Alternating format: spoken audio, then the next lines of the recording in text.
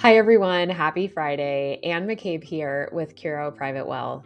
It seems like not a week goes by without hearing about some large and scary data breach. In 2024 alone, we've had AT&T, Dell, Ticketmaster, Bank of America, and most recently, the National Public Data Breach, where allegedly up to 2.9 billion people may have had their personal information hacked. So here's the deal. We cannot prevent a hack from happening. Experts say it's not if, but when, but we can take steps to keep our identity safe. The number one piece of advice we have is to freeze your credit.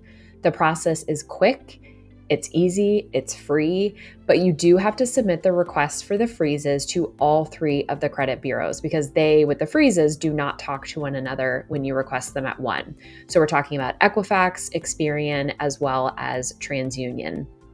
When you freeze your credit, this means that people, and you, by the way, cannot access new lines of credit, think credit cards, car loans, mortgages, etc., until you first remove the freeze.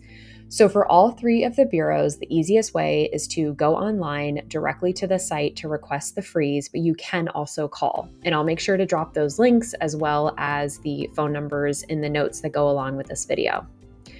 So you'll need to create an account and request the freeze. For Experian, they do ask you to create a PIN. So once you go through this process, make sure you have your usernames, passwords, and PIN, in the case of Experian, somewhere safe, of course, but also accessible for when you need to release the freeze in case you have to apply for a new line of credit. So speaking of when you do need to lift the freeze, let's say you need a new line of credit, you just have to remember to request for the freeze to be lifted. So you'll either go back online or you'll call the number to request for the freeze to be lifted temporarily. When you're applying, try to see if you can get the name of the bureau that they use and just ask for the lift for that one. But in the case of mortgages, they usually will run your credit with all three. So in that case, you will have to lift the freeze for all three. But remember, the freeze doesn't impact your credit score. It really doesn't negatively impact anything else. It just makes it so that nobody can get new credit in your name. And this is well worth it, in our opinion, to protect yourselves. We also highly recommend that you do this for your children. Believe it or not, they are a big target for identity theft. So if your child is under the age of 16, it is a bit more complicated to freeze their credit. You have to send letters to each of the three bureaus requesting that they freeze your child's credit.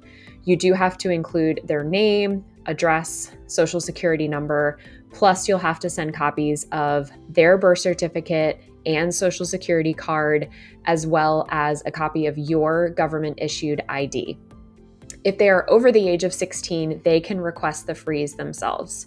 But bottom line is, in this day and age, credit monitoring is not enough because that is reactive. That will tell you about something after the event. We need to be proactive.